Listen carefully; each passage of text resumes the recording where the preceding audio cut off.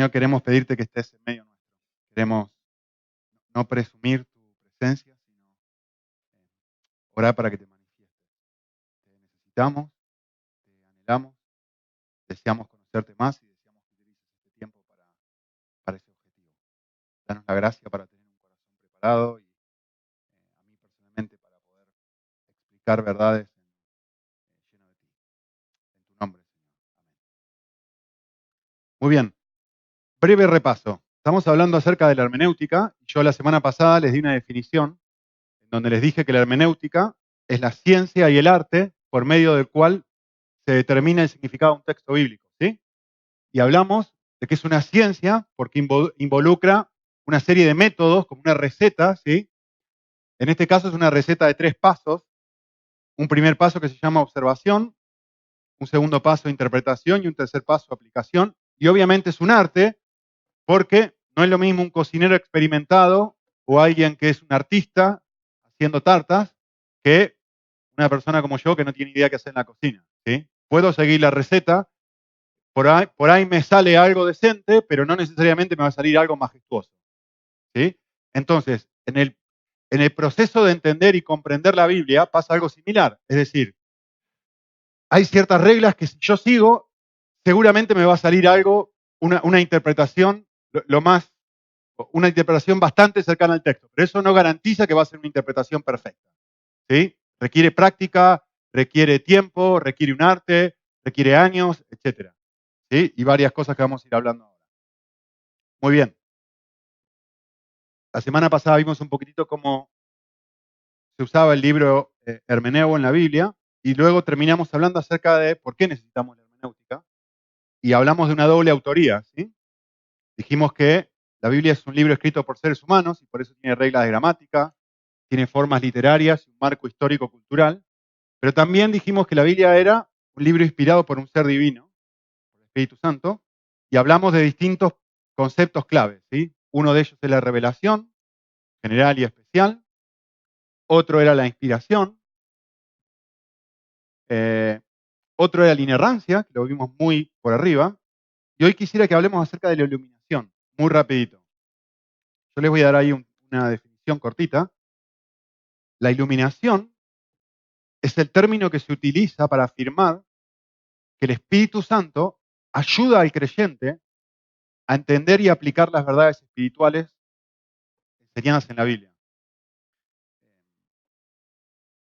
Si ustedes quieren un pasaje, pueden anotar ahí, no lo vamos a ver, tenemos que cubrir bastante material hoy. Entonces no voy a ver en detalle los pasajes, ustedes los pueden mirar luego.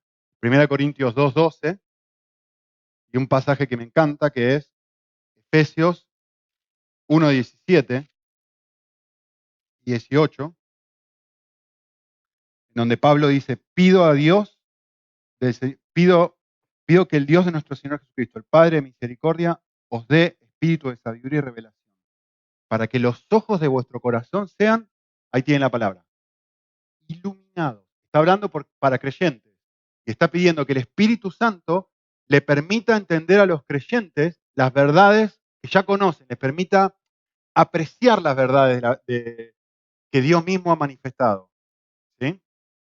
A mí me gusta esto, lo tienen ahí en su hojita, pero por las dudas lo pongo aquí. Vamos a hacer un ejercicio divertido. Lo que tienen que hacer ahora es, por más o menos 20 segundos, mirar estos 4 puntitos fijos, sin parpadear, ¿sí?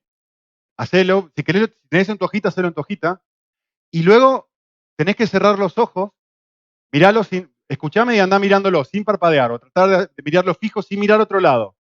Directo, directo, directo a los 3 puntitos, directo a los 3 puntitos, directo a los 3 puntitos. Y cuando yo te diga, todavía no, vas a mirar hacia la pared o hacia la pizarra blanca y vas a abrir y cerrar los ojos. Me vas a decir qué ves, ¿sí? No dejes de hacerlo por un momento. Cuando ustedes empiezan a mirar esto, lo que se ve es una mancha media rara, ¿sí? Ahora hagan lo que les dije. Miren un punto blanco, la pizarra o la pared, y abran y cierren los ojos. ¿Qué ven? A Jesús, ¿no? Ah, mira. El que no lo ve tiene un problema que no tiene Espíritu Santo. Es un juego. Si no lo ves, puedes seguir practicándolo hasta que lo veas. Pero Obviamente es una ilusión óptica, ¿no? Pero el trabajo del Espíritu Santo, el concepto de iluminación, lo que intenta hacer es que yo pueda ver a Jesús.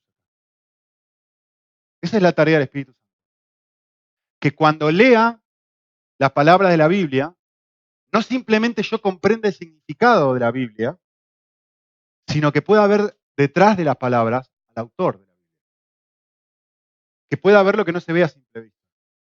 Que pueda ver más allá de lo que se ve. Déjenme explicarles un poquito mejor este concepto. Pregunta, y no es para que respondan, es una pregunta para que piensen. ¿Puede una persona no creyente leer la Biblia y entender las verdades que la Biblia enseña? No respondan, solamente piensen. ¿Puede una persona no creyente? Porque estamos hablando de un concepto de iluminar, ¿no? Supuestamente el Espíritu Santo lo que hace es, yo leo la Biblia y me permite ver algo que antes no veía. Obviamente creemos que los únicos que tienen el Espíritu Santo son los cristianos. Entonces, merece la pena hacer la pregunta. Si es verdad que el Espíritu Santo ilumina a la persona para entender la verdad de la Biblia, la pregunta del millón es, ¿puede una persona no creyente leer la Biblia y entender las verdades que la Biblia enseña? En otras palabras, ¿puede un estudiante de literatura, un profesor de literatura española, tomar este libro y hacer un análisis sintáctico, gramatical e histórico, que es lo que yo les voy a enseñar a hacer a ustedes, y comprender lo que este libro enseña? Si puede, ¿qué significa la iluminación? Obviamente la respuesta a la pregunta es, por supuesto que puede. Por supuesto que puede entender. Es más, una persona no creyente puede leer Juan 3:16 y decir, pero este pasaje es muy fácil lo que está diciendo, que Dios amó al mundo, que dio a su Hijo Jesús a morir por los pecados, y que todo el que cree esto se va al cielo. A ver, no es que las personas sin el Espíritu Santo no pueden entender las verdades de la Biblia. El concepto de iluminación lo que dice es que no lo pueden ver atractivo. No pueden ver lo valioso que es. No pueden ver la gloria que hay detrás de estas palabras. Sí pueden entenderlas en su cerebro, sí pueden decir, ah, sí, Dios murió por todos los pecadores, bla, bla, bla, bla. Lo que no puede hacer es caminar de acá a acá. No pueden ver a Cristo detrás, no pueden ver el valor de lo que hay detrás de lo que Dios está diciendo cuando dice, por ejemplo, en Efesios 1, Dios nos ha bendecido con toda bendición espiritual en lugares celestiales. No conectan, no es precioso, no tiene valor para ellos. Es como una persona que va caminando por acá, voy a tergiversar una parábola de Jesús. Es como una persona, como yo que suelo viajar al mundo árabe, estoy en un mercadillo árabe, estoy mirando, miro baratijas y encuentro una baratija y la observo y digo, esto es una porquería, yo no quiero esto. Y de repente viene un arqueólogo y se fija lo que es, entre paréntesis, así se descubrieron los rollos del Mar Muerto. O sea, se encontraron unas vasijas, ¿saben lo que son los rollos del Mar Muerto? ¿No? Los rollos del Antiguo Testamento más antiguos que existen, que se descubrieron en Qumran, ¿sí? Palestina. Y claro, encontraron eso y dijeron, esta cosa antigua, qué poco valor tiene. Podían ver que era una vasija, podían ver que contenían manuscritos. Lo que no podían ver era la gloria de lo que tenían delante. ¿Por qué? Porque sus ojos no estaban iluminados, no podían apreciarlo. Ese es el concepto de iluminación. ¿Entienden la diferencia? ¿Sí? Sí, señor. Eh, Está diciendo que el no creyente no tiene elementos para llegar a la gloria de Dios, porque como mucho ve lo que tiene que ser. Ajá. Pero el Espíritu Santo no trabajará también con los no creyentes para que haya situaciones en las que sin la intervención del ser humano, por ejemplo, suceda una comunicación espiritual de Dios a esa persona. Sí, definitivamente. Sí, que trabajen todos. Que puede ir más allá de lo que no está cerrado. Trabajan todos. Lo que estoy queriendo enfatizar es que nadie, por eso hice esta pregunta, nadie, ni ellos ni nosotros. Por eso Pablo ora que los ojos que sean iluminados, esta es mi oración, que los ojos de tu corazón sean iluminados. Está hablando esto por creyentes, mucho más una persona no creyente, todos estamos en el mismo bote, en ese sentido. ¿Sí? Muy bien. Algunas actitudes indispensables para leer la Biblia. La primera y la más obvia, que está totalmente conectada con esto, es justamente lo que acabo de decir. Si esto es una realidad, cada vez que yo estudio la Biblia, lo que tengo que tener es una actitud de dependencia del Espíritu Santo. ¿Sí? Necesito que Él ilumine el corazón. Una segunda cosa que necesito tener es un deseo por obedecer. ¿Y qué quiero decir con esto? Supuestamente uno va a la Biblia con el objetivo de recibir de Dios. Hay un pasaje, lo hablamos esto en el grupo pequeño el viernes pasado. Juan 14:21 dice así: el que tiene mis mandamientos y los guarda, ese es el que me ama. El que me ama será amado por mi Padre, y mi Padre le amará. Y yo le amaré y me manifestaré a él. A ver, vamos a leer el pasaje o pensar en el pasaje de atrás para adelante. ¿Qué está diciendo Dios en el pasaje?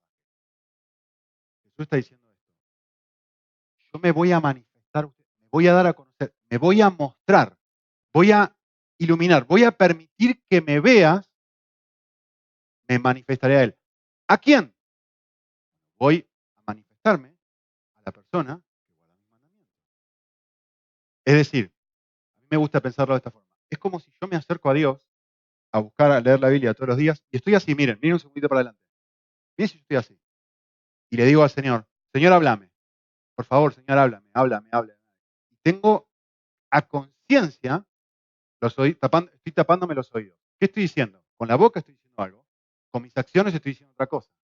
Es decir, si hay algo que el Señor ya me ha mostrado y me ha dado luz respecto a cualquier mandamiento, que yo tengo que cambiar, y no estoy dispuesto a cambiarlo, me resisto, digo, yo eso no voy a cambiar, y tengo una actitud de rebelión, no puedo venir a la Biblia y pretender que Él se muestre. El que tiene mis mandamientos y los guarda, ese es el que me ama, el que me ama, por mi Padre vendré a Él y me manifestaré a Él. Hay un prerequisito. El prerequisito para que Dios se manifieste a nosotros es, vale, si hay algo que Dios ya me ha mostrado, que yo necesito arrepentirme y girar en U, y pretendo que Él siga hablándome, necesito dejar de taparme los oídos y decirle: Señor, te entrego esto, aquí lo tienes. Si no, puedo leer la Biblia el resto de mi vida. Que, sí, entiendo los conceptos, pero ¿cuál es el problema? Leo, o no les pasa esto, leo y no saco nada. Entiendo lo que dice, pero leo y no saco nada. Leo y no me impacta. Leo y no me toca. Y uno se pregunta, ¿por qué? Puede ser por esto. No siempre, ¿eh? Pero a veces puede ser por esto. Puede ser que hay algo que Dios ya me ha mostrado, que yo me resisto. Y digo, no. No que estoy luchando contra eso, ¿eh? No estoy diciendo eso. No que estoy luchando. Todos luchamos con algo. Pero algo puntual que yo sé que el Señor me está diciendo: quiero que entregues esto. Y yo digo, no, Señor. Muy bien, otra actitud indispensable: orar antes de estudiar. Pueden poner ahí Salmos 119 y 18.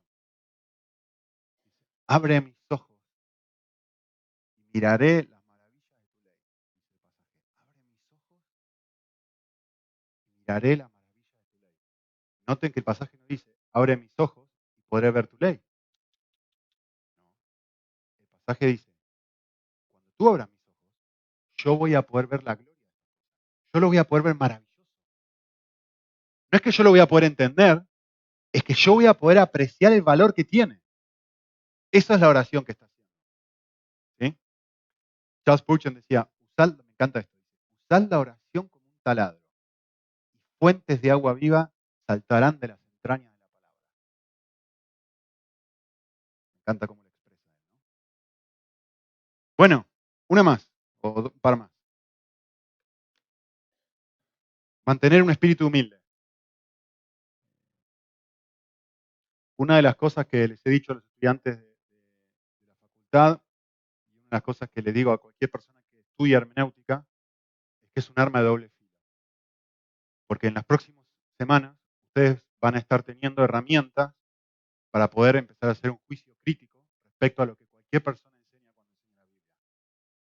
Y van a poder empezar a diferenciar, esto que está diciendo no es correcto, esto que está diciendo sí es correcto. Y esto está mal y esto no está mal, porque van a empezar a tener muchas más herramientas de las que tienen ahora para juzgar lo que dice alguien.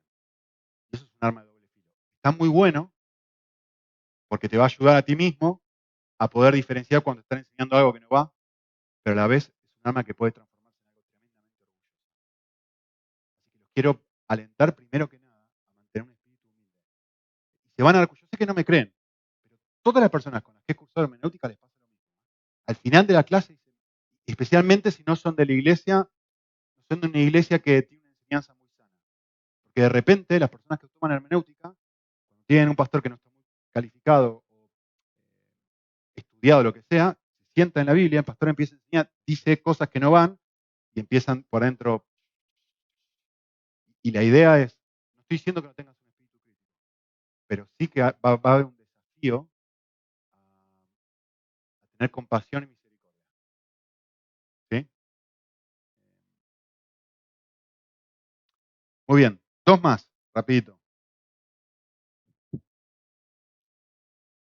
A la hora de estudiar necesito recordar que demanda esfuerzo. Si yo quiero sacar un buen resultado de mi estudio, esto no sale en 5 minutos. Hechos 17:11. Si alguien puede buscarlo, si alguien más puede buscar Proverbios 13:4. Hechos 17:11 y Proverbios 13:4. El primero que lo tiene, me dice y lo leemos. Hechos 17:11. ¿Quién lo tiene? En Tesalónica, pues recibieron la palabra con toda solicitud, escudriñando cada día las escrituras para ver si estas cosas eran así. Muy bien. Lo que el texto está hablando es que esta gente tomó lo que Pablo les dijo y empezó a escudriñar, estudiar. Y no tenés pasajes cada día. Era un proceso de constantemente estar escudriñando y escudriñando y escudriñando y escudriñando. Lleva esfuerzo. Proverbios 13:4. El alma del perezoso desea, pero nada consigue, mas el alma de los diligentes queda satisfecha. Aplica al estudio de la Biblia. ¿Sí? La última de estos puntos a tener en cuenta es importante, y esto va a sonar medio extraño, especialmente en un contexto evangélico donde no estamos acostumbrados a esta clase de cosas, pero es importante interpretar en comunidad. ¿Sí? ¿Qué quiero decir con esto? Que no es suficiente yo y el Espíritu Santo. No alcanza. Eh, es importante entender, si yo llego, si yo estoy estudiando la Biblia, ¿sí? y encuentro, esto es algo que nunca nadie antes ha visto, si llegás a esa conclusión, cuando estás leyendo tu Biblia, tenés que dudar de que has llegado a una conclusión correcta. Hay 2000 años, más de 2000 años de historia que nos preceden. Y 2000 años en donde el Espíritu Santo estaba trabajando a lo largo de la historia de la iglesia.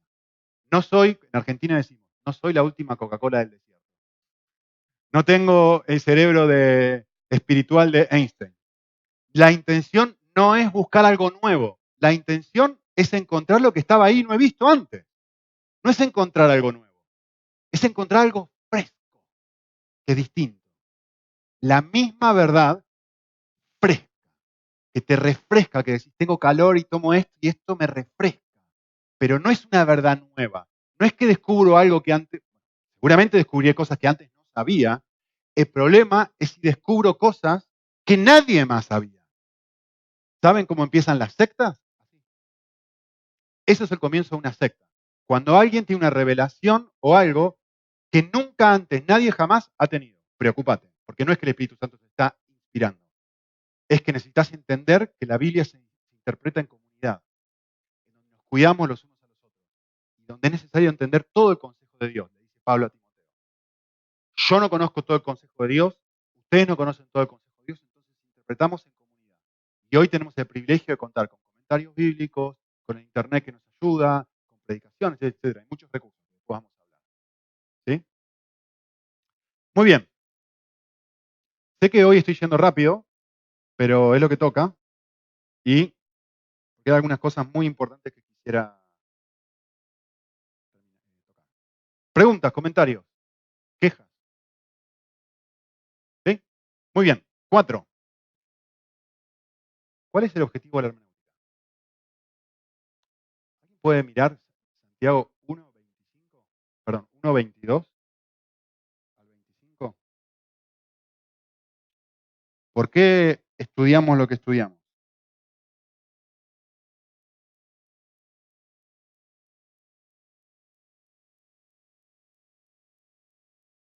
22 al 25. Hacedores de la palabra, y no tan solamente oidores, engañándoos a vosotros mismos. Porque si alguno es oidor de la palabra, pero no hacedor de ella, este es semejante al hombre que considera en un espejo su rostro natural. Porque él se considera a sí mismo y se va, y luego olvida cómo era. Mas el que mira atentamente en la perfecta ley, la de la libertad, y persevera en ella, no siendo oidor olvidadizo, sino hacedor de la obra, este será bienaventurado en lo que hace. Vale. Esto es el objetivo de la hermenéutica. ¿Ves? Ese es el objetivo. Que te vea. El objetivo es la transformación de mi persona. Que yo vea mis arrugas. Que yo vea mis defectos. Que yo vea lo que hay que modificar de mi persona y lo arregle, como lo que todos hicimos hoy a la mañana. Fuimos al baño, nos miramos en el espejo, miramos los desastres que hizo la noche e intentamos acomodar lo mejor que podemos y maquillar las cosas que sabemos que están mal. ¿Por qué? Porque nos vimos, fuimos capaces de vernos cara a cara. ¿Sí? El objetivo de la hermenéutica no es ser pecadores más inteligentes.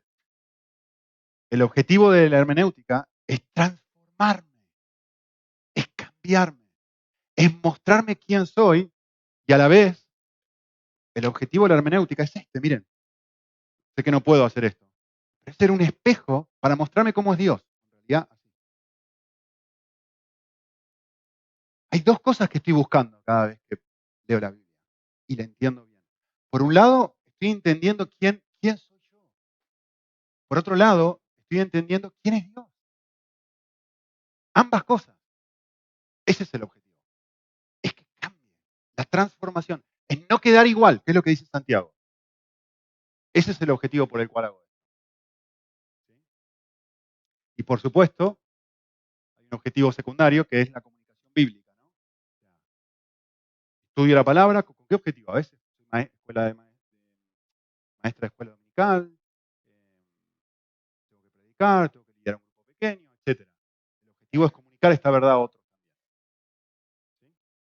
Muy bien, hemos hablado de la hermenéutica y me quedan 35 minutos, a ver si puedo hacerlo, para hablarlo de dos conceptos muy importantes que los va a ayudar horrores. Dos conceptos muy importantes. Uno es la exégesis y el otro es la eisegesis. ¿Sí? Vamos a ver la diferencia entre una cosa y otra y espero que esto empiece a ser el quebradero ahí, que empiece a abrir el camino. ¿Sí? Muy bien, yo quisiera darles una definición de lo que es la exégesis y se los voy a decir de esta forma. Hacer exégesis es encontrar el significado original que el autor le quiso dar a un texto de la Biblia. Presten atención en lo que tengo subrayado. Hacer exégesis es encontrar no el significado, sino el significado original que el autor le quiso dar a un texto de la Biblia. Déjenme explicarles con un ejemplo que quiero decir. Ustedes tienen ahí dos mundos. ¿Sí?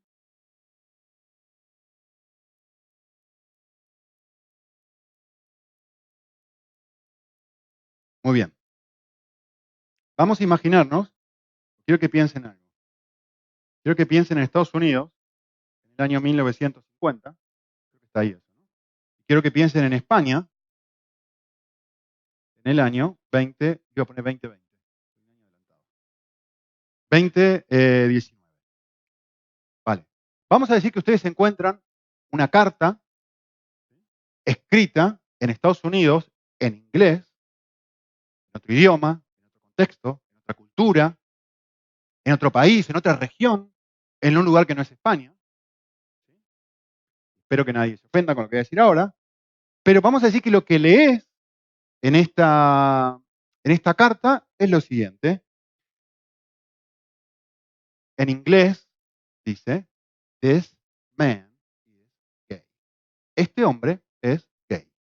¿Sí? ¿Vale? Perfecto.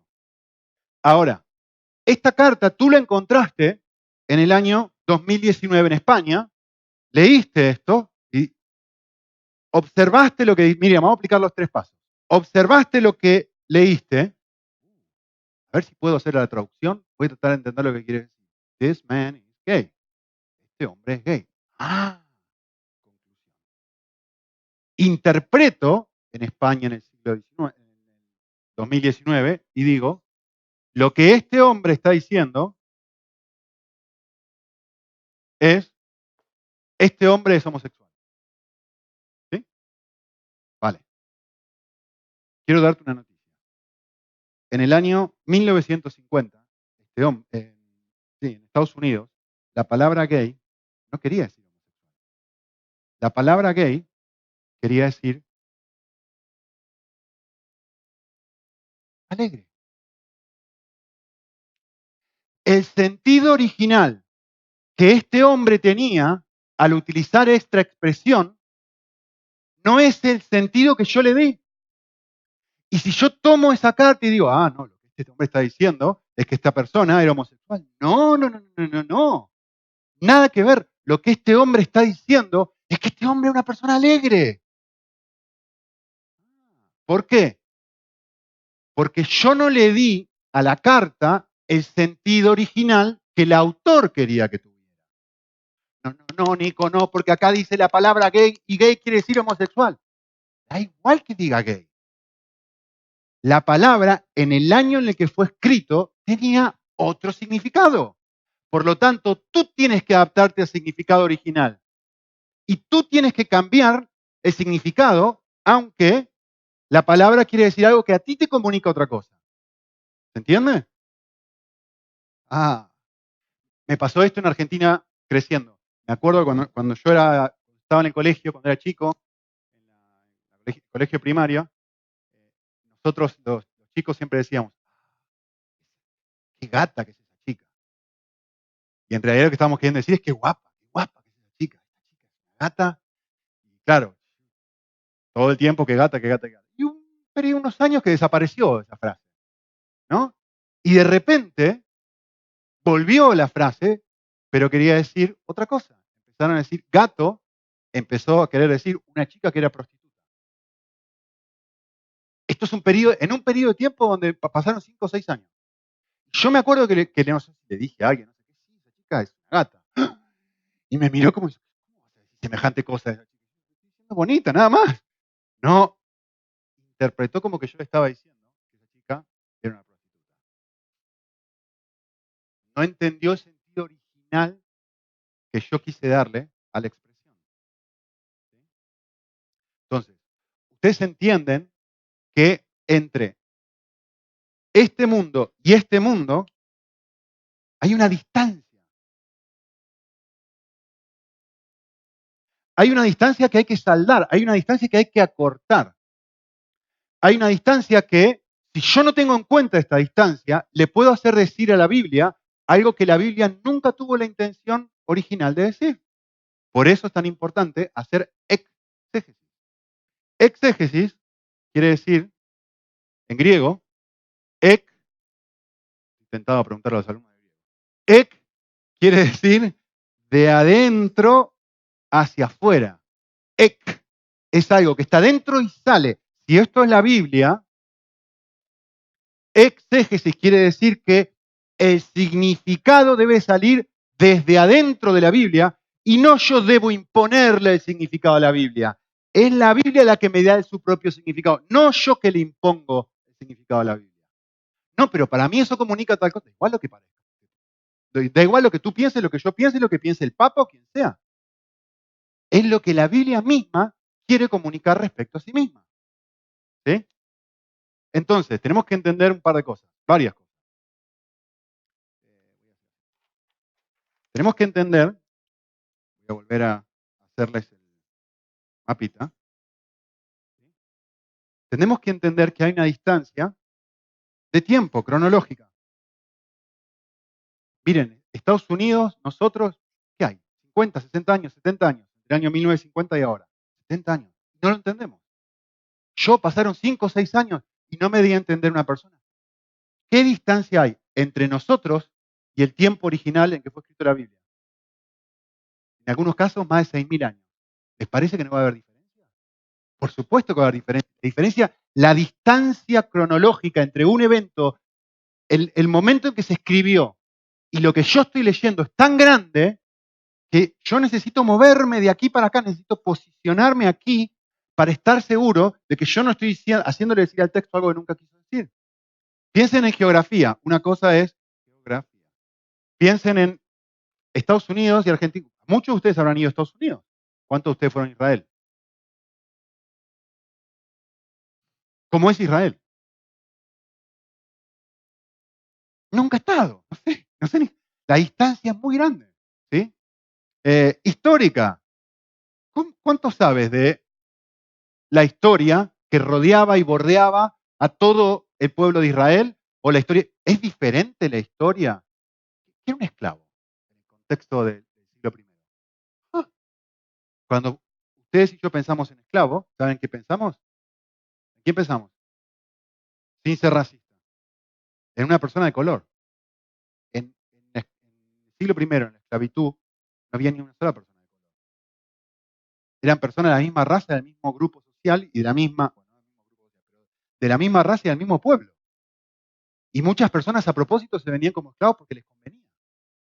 Porque recibían un mucho mejor trato que si no eran si se quedaban como libres. Opa, pero yo pensé que los esclavos eran los que les... Bueno, mira, tenés que conocer la historia. ¿Sí? Lo mismo, cultura. Una cultura diferente. Acá nos damos 2 besos. En Argentina nos damos un beso. En Estados Unidos no se dan besos. Bueno, daos un ósculo santo, dice la palabra. Bueno, sí, un beso, porque eso es la forma de expresar afecto a otra persona. Ahora, ¿eso quiere decir que yo tengo que ir repartiendo besos a todo el mundo? No necesariamente. ¿Qué quiere decir el pasaje cuando dice saludados con un ósculo santo? Bueno, lingüística. ¿Qué más les puse ahí? Literaria, gramatical, histórica, etc. Hay una distancia que yo tengo que se llama distancia contextual, que lo que yo tengo que hacer es cruzar esa distancia por un puente. Y el puente son las herramientas que tú tienes para cruzar de aquí a aquí y que te permiten no interpretar las cosas con tus lentes. Ah, veo todo azul porque tengo lentes azules. No, tienes que sacarte tus lentes y navegar aquí para poder entender qué quiso decir aquí y después volver acá. ¿Sí? Miren, ejemplos contemporáneos. Paso para que se rían un poquito. Algunos saben de quién estoy hablando, pero hay una persona, un pastor amigo en Lanzarote, que es argentino, vino a España hace muchos años, y ni bien llegó estaba trabajando en una construcción o algo así.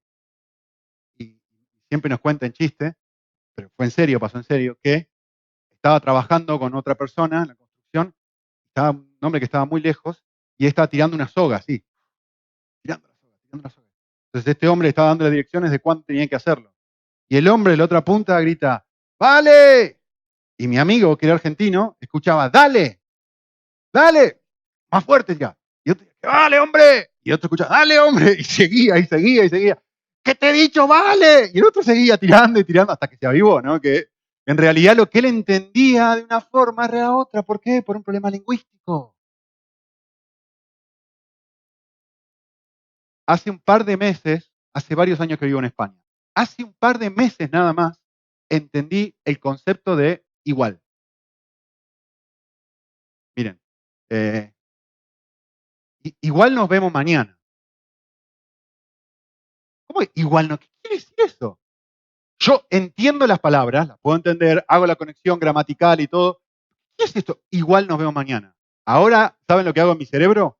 Lo traduzco como tal vez nos vemos mañana. Si tú dices eso en Argentina, se te van a matar de risa. ¿No? Te van a mirar como diciendo, aprendí a hablar.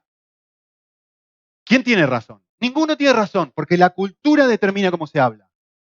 Entonces, si yo vengo a España, lo que yo tengo que hacer es hacer el viaje hermenéutico yo para tratar de entender lo que ustedes están diciendo. Si ustedes van a Argentina, ustedes tienen que hacer el viaje hermenéutico para tratar de entender qué quiere decir un argentino. Y lo que van a encontrar es mucha incoherencia en ambas culturas. Por ejemplo, nosotros decimos vos para hablar de tú, pero después cuando tenemos que hablar de plural, decimos ustedes. Coherente, en vez de decir vos para el singular, vosotros para el plural. No. Como tal, por ejemplo, ahí les digo una incoherente vuestra. Ya nos vemos. Es total y completamente contradictorio. Ya nos vemos. Ya es ahora, pero tú me estás diciendo mañana nos vemos. O en un futuro nos vemos. Ustedes se dan cuenta que si yo no hago el proceso hermenéutico, yo interpreto, que me costó también eso, ya nos vemos. ¿Cómo ya nos vemos? Ya nos estamos viendo ahora. ¿Cómo que ya nos vemos? Ya nos veremos. O nos veremos en algún momento. ¿Por qué decir ya si en realidad lo que quiere decir es mañana? ¿Sabes por qué? Porque todos, de manera inconsciente, tienen una herramienta que se llama hermenéutica acá, que interpreta no lo que está diciendo, sino lo que quiere decir. El significado original que el autor le quiso dar a un texto. No le quiso dar el significado original literal de las palabras. Es decir, nos vemos ahora. No, nos veremos en un futuro. Pero ¿y por qué habla de forma tan complicada? Porque somos así. Todos los seres humanos nos comunicamos a través de figuras del lenguaje. Entonces, lo que yo tengo que hacer es estudiar esas figuras del lenguaje, pero no la figura del lenguaje del castellano. Tengo que estudiar la figura del lenguaje del siglo I y del siglo VII a.C., y del siglo X a.C., y del siglo XX a.C., para entender lo que el autor quiso decir en su contexto. Si no le hago decir algo que no quiere decir. Ah. Vale. Entonces, a esta distancia, yo les dije, se llama distancia hermenéutica. Y es importante entender, como les dije recién, que la distancia contextual. La distancia de contexto, un contexto, otro contexto.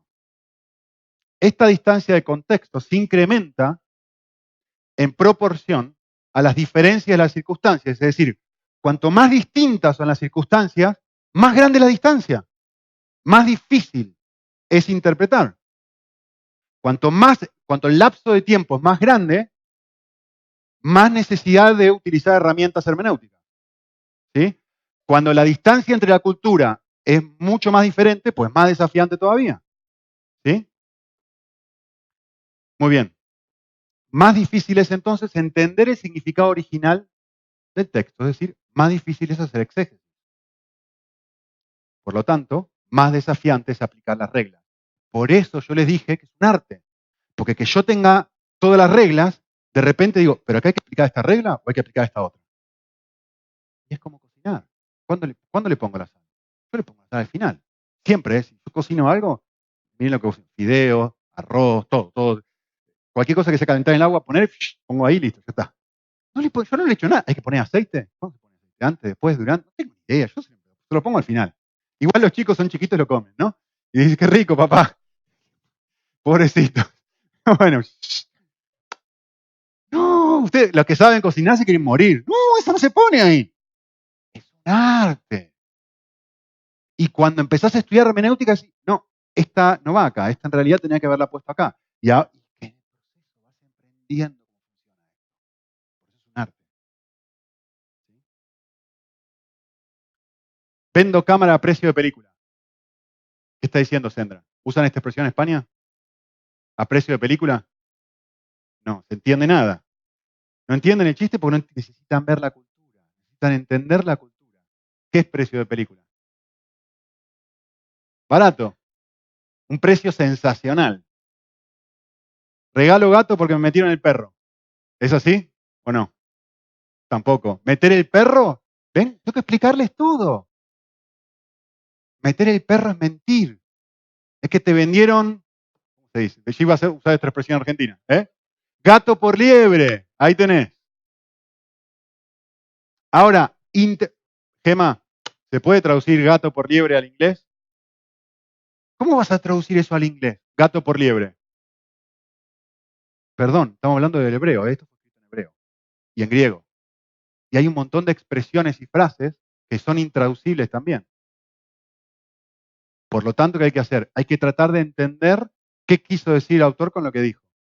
¿Sí? Muy bien. Algunos puntos para recordar, rapidito. En primer lugar, necesito recordar que estoy influenciado por la iglesia y la denominación a la que pertenezco. El objetivo de la hermenéutica, les he dicho, o del exégesis, es dejar que el texto me diga a mí y no que yo le imponga al texto el significado. Pero la realidad es que todos venimos con influencias al texto. Y una de esas influencias es tu paseo eclesiástico. Si venís de un contexto pentecostal, vas a intentar naturalmente interpretar todo de forma pentecostal. Si venís de un contexto conservador, vas a interpretar todo de una forma conservadora. Eso te influye y lo que tenés que hacer en ambos casos es sacártelo. Tenés que quitarte eso y dejar que la Biblia te diga cosas que antes probablemente las creías y ahora tenés que dejar de creerlas. ¿Sí?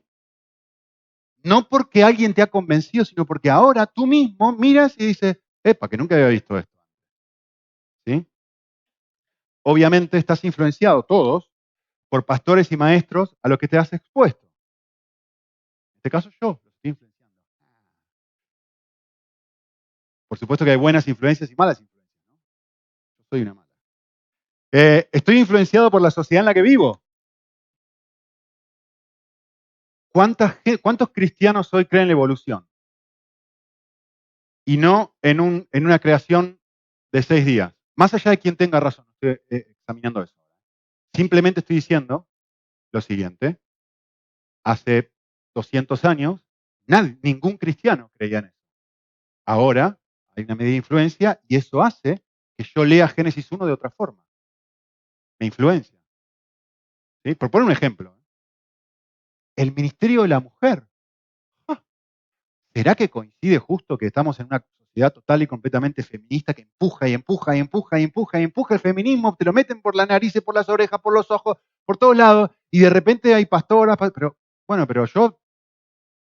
pero ¿vos querés hacer lo que dice Dios y dejar que el texto te hable? ¿O querés vos imponerle el significado al texto? Vale, depende, ¿sí? Lo que tú quieras. Obviamente estoy influenciado por mi idioma y por mi cosmovisión. O sea, ser español, ser argentino, ya tiene unos lentes, una forma de ver el mundo que determina un montón de cosas en el proceso interpretativo. Tu idioma, por ejemplo, mi idioma. En inglés se habla al berre, al revés. La construcción gramatical en inglés la frase es al revés. En hebreo se escribe de atrás para adelante, entre comillas, ¿no? Ellos van a decir nosotros que vimos al revés. Pero bueno, en la Biblia fue escrita en hebreo. ¿Sí? Vale. También estoy influenciado por mi experiencia personal. Si yo estoy hablando del concepto de padre, tenía un padre violador, ¿cómo eso no va a influir en la forma en la que yo concibo el concepto de padre o de Dios? ¿Sí? Sin ir más lejos, mi papá, no estoy hablando de mi papá literalmente, pero si mi padre me disciplinaba y era súper exigente y demandante e insufrible, nunca se podría estar bien con él. ¿Cómo voy yo a entender los pasajes sobre la disciplina de los niños? No puede estar diciendo eso. Porque yo he vivido una experiencia con la disciplina y tiendo a rechazar cualquier cosa que se lea como disciplina. Tengo que tener en cuenta y decir, tengo que sacarme esto. Tengo que hacer el esfuerzo por ser objetivo y dejar que la Biblia me hable. ¿Sí? Y otra cosa que estoy influenciado es por mis dones y mis talentos. Si tengo un corazón evangelístico, voy a ver la evangelización en todos lados. Si tengo un corazón por la enseñanza, voy a ver la enseñanza en todos lados. ¿Sí? Todo esto puede jugarme en contra a la hora de interpretar un texto. No siempre, pero es importante entender que el objetivo es el objetivo. El objetivo no es salirme con la mía, encontrar un versículo que diga lo que yo quiero que diga. El objetivo es el objetivo. ¿Sí? Entonces, yo les puse ahí lo que se conoce como el círculo hermenéutico, que es una forma gráfica de explicar el proceso que debemos realizar para interpretar correctamente un texto de la Biblia. Y este proceso involucra los tres pasos que yo les dije antes. El primer paso es la observación, en donde yo me mudo de este mundo observando el texto y teniendo en cuenta todo este listado de cosas que yo les puse acá y otras muchas. En donde yo observo el primero antes de sacar cualquier conclusión para mí. Yo me mudo aquí y observo todo lo que el texto dice respecto a estas cosas. Después de hacer esto, lo que hago es interpretar. Pero recién después de hacer la observación. ¿Por qué? Porque si yo no observo bien, lo que voy a hacer es interpretar mal. Así que más y más te vas a ir dando cuenta que el esfuerzo en el estudio bíblico está acá. Y que cuando le pongo toda la fuerza acá, esto sale mucho más rápido. Y la tendencia normal es intentar saltar acá todo el tiempo, rápidamente, cuando el esfuerzo tiene que estar aquí. ¿Sí? Primer paso, segundo paso. Y recién, el tercer paso, vuelvo, ven que es un círculo, sale de mi mundo, pasa por el mundo original y vuelve su círculo. En donde ahora voy a aplicar. Observación, interpretación y aplicación. ¿Sí?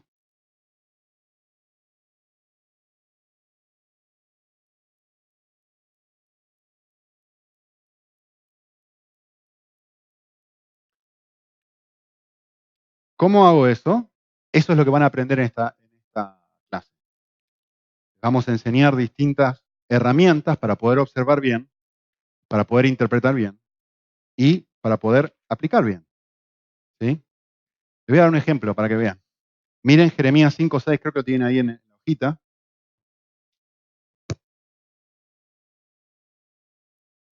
Dice, por tanto, los herirá el león de la selva. El lobo del desierto los destruirá. Un leopardo acecha sus ciudades y todo lo que salga de ellas será despedazado, porque muchas son sus transgresiones y numerosas son sus apostasías. Pregunta, vale. Ustedes entienden lo que está diciendo, ¿no? Está hablando de un león. ¿Saben lo que es un león? ¿Sí? ¿Saben lo que es un lobo? Sí. Muy bien. Entonces la pregunta del millón es, ¿qué quiere decir el autor con lo que dice? Pero si ustedes entienden que es un león y ustedes entienden que es un lobo, la pregunta es, ¿qué quiere decir el autor con lo que dice? Ah, yo sé, Nicolás. Yo sé porque yo sé que en la Biblia el león es Satanás. Y mucho más que está hablando de destruir acá. Yo quiero decirte que en este contexto, el león y el lobo no es Satanás. El león, en este contexto, es Babilonia. Está hablando, ¿quién es Jeremías? Jeremías es un profeta, vamos a ponernos en contexto. No, para mí el león en la Biblia es Satanás. Oh, el león es Jesús, en algunos casos, ¿no? No, pero como dice que va a destruir, seguro que es Satanás. Pero no tenés que, quítate lo que tenés, quítate, vamos a mudarnos aquí. Jeremías, ¿quién era? Un profeta, ¿cuándo? Hay que empezar a hacer preguntas que nos pongan en el contexto histórico de cuándo sucedieron los acontecimientos. ¿Quién era Jeremías? Un profeta, ¿cuándo? En el Antiguo Testamento. ¿En dónde? En Jerusalén. ¿Por qué dice las cosas que dice? Porque el pueblo estaba a punto de ser invadido. Está haciendo una profecía respecto a lo que va a suceder producto de la desobediencia del pueblo. Ahora me entero. El significado original que Jeremías quería darle a esas palabras es otro. Entonces, yo les puse ahí un cuadrito. La hermenéutica busca determinar la exégesis de un pasaje. La hermenéutica es el método y la exégesis es el resultado. Es decir, la hermenéutica son las reglas que yo utilizo, la receta. Paso 1, paso 2, paso 3. La exégesis es la tarta terminada, el resultado, el significado original. Yo lo pude determinar. Finalmente, quisiera tomar los últimos 10 minutitos para hablarles acerca de la eisegesis. Yo les dije esto. La exégesis, que esto es la Biblia, ek en griego quiere decir de adentro hacia afuera. El significado sale de adentro hacia afuera. Eso es la exégesis. La eisegesis, ei en griego quiere decir de afuera hacia adentro. Es decir, hacer eisegesis es atribuirle a un texto de la Biblia el significado que uno quiere que tenga. No el significado original que el autor quería que tuviera, sino el significado que yo quiero que un texto tenga, o que a mí me parece. Otro ejemplo, ahí lo tienen. Bueno, déjenme mostrarles algo. Vamos a ir con Estados Unidos y España. Vamos a decir que vas a Estados Unidos, te tomas un vuelo, vas a Texas, te digo cuál es mi iglesia, te presento a la gente y te digo, mira, ve y habla con Mike, mi jefe y tal, y te presento. Y él te presenta gente y de repente te conoces un montón de personas. Obviamente todo en inglés, ¿no? Porque seguro que saben inglés. Suficiente como para poder hablar. Y vos le preguntas a una persona, how are you? Y la persona te dice, I'm okay. Ah, I'm okay. Genial. Tú que eres español, escuchas que dice, I'm okay. Estoy bien. Si tú vas a Texas y una persona te dice, I'm okay, lo que está diciendo es, estoy mal. Exactamente lo opuesto. How are you? Well, I'm okay. La próxima pregunta que la persona está esperando es que le digas, ¿por qué estás okay? Mira, yo no sé si en el norte de Estados Unidos es diferente cuál es tu experiencia, pero normalmente cuando alguien dice eso es, salvo que le ponga muchas ganas a la frase. No, I'm okay, I'm great. Te dice, no, oh, I'm doing fine. Pero nadie te va a decir, well, I'm okay. Lo próximo que la persona quiere que le preguntes es, ¿y qué está mal contigo? Pero si me acabas de decir que está bien. No, pero es que no me entendés. Es como el ya. Ya voy, ¿eh? O ya me dices. Miren, ejemplo número 1. Lamentaciones 3. Seguimos con Jeremías, que es el autor de Lamentaciones. No lo vamos a mirar en contexto porque no tenemos tiempo. Pero dice, Él es para mí como un oso al acecho, como león en lugares ocultos. Lamentaciones 3. Ahora sí que está hablando de Satanás, seguro, ¿eh? Seguro que está hablando de Satanás. Respuesta, no está hablando de Satanás. Si lees el contexto y te metes en el pasaje de lo que está diciendo, ¿saben de quién está hablando? Tampoco está hablando de Babilonia. ¿Saben de qué está hablando? De Dios. En este contexto, Dios es un oso. En este contexto, Dios es un león. Perdón, pero ponete de acuerdo, Nicolás. ¿El león no era Babilonia? Sí. En ese contexto de Babilonia. Ahora me está diciendo que el león es Dios. Sí. El oso y el león. Dice, ¿no? Como león en lugares ocultos. Pero, Nicolás, ponete de acuerdo. ¿La Biblia dice que Dios es un león o que el león es Babilonia? La Biblia dice las dos cosas, sin contradecirse. Como tú eres capaz de decir, toma, agarra y toma. Depende del contexto. Vale. Este no le va a gustar ni medio. Juan 10:10. El ladrón no viene sino para robar y matar y destruir. ¿Qué te enseñaron toda la vida? ¿De quién está hablando? Satanás. El pasaje no está hablando de Satanás.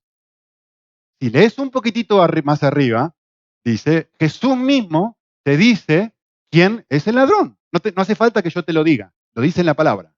Sí, dice. Juan 10. 7. Entonces Jesús les dijo de nuevo, en verdad os digo, yo soy la puerta de las ovejas. Todos los que vinieron antes de mí son ladrones y salteadores, pero las ovejas no les hacen caso. Yo soy la puerta, si alguno entra por mí será salvo y entrará. El ladrón se lo viene para robar y matar y destruir. ¿Quién es el ladrón? Clase. ¿Quién es el ladrón en este contexto? Los malos pastores, los falsos profetas, los falsos maestros, las personas que se presentan como falsos cristos, incluso, si quieres decir. No, pero yo toda la vida pensaba que el león, el que estaba hablando acá, el ladrón que está hablando acá era Satanás. Tenés que despojarte de eso, porque estás haciendo eisegesis. Estás trayendo el significado de un texto desde afuera hacia adentro. No estás dejando que Jesús te enseñe, porque esto no es un invento mío, que Jesús lo está diciendo ahí, o es que yo lo estoy diciendo. Entonces, el desafío es darte las herramientas, de eso se trata esta clase, no la de ahora, sino la semana que viene, darte las herramientas para que tú puedas hacer eso solito. ¿Sí?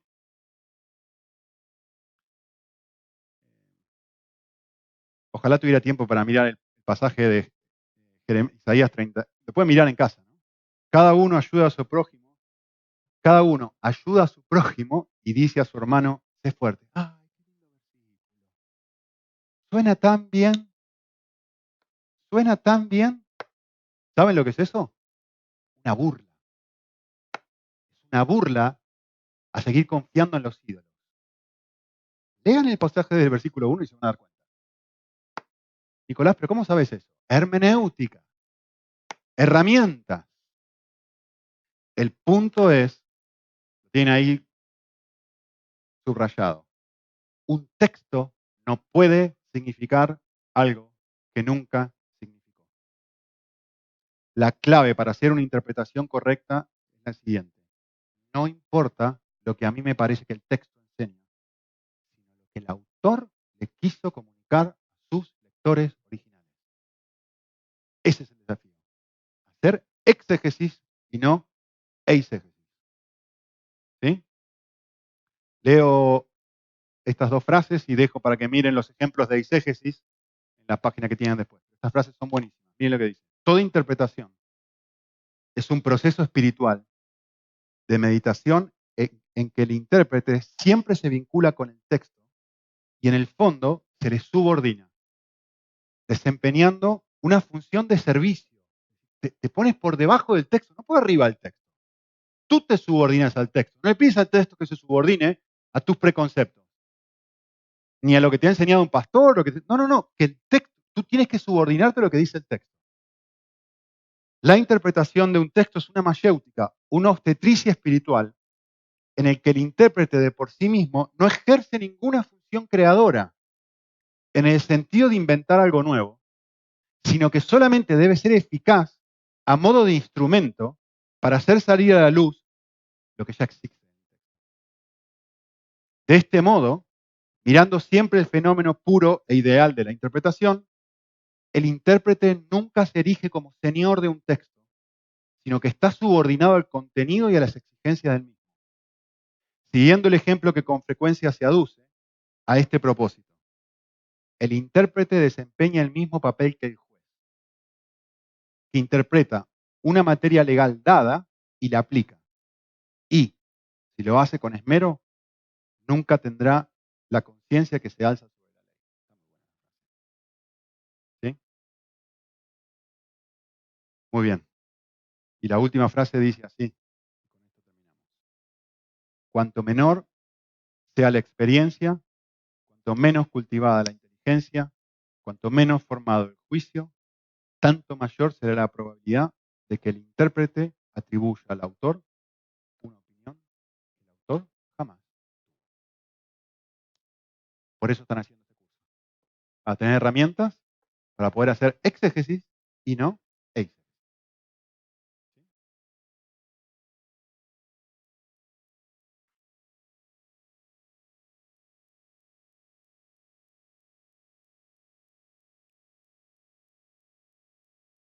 No tenés un...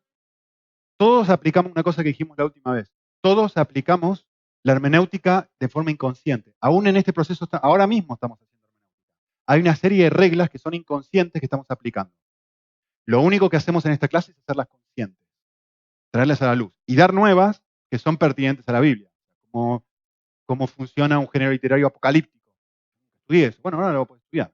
Pero hay reglas que ya las sabés. Solamente lo que vamos a hacer es hacerlas más conscientes, no mucho más. Así que no desesperen. ¿Sí?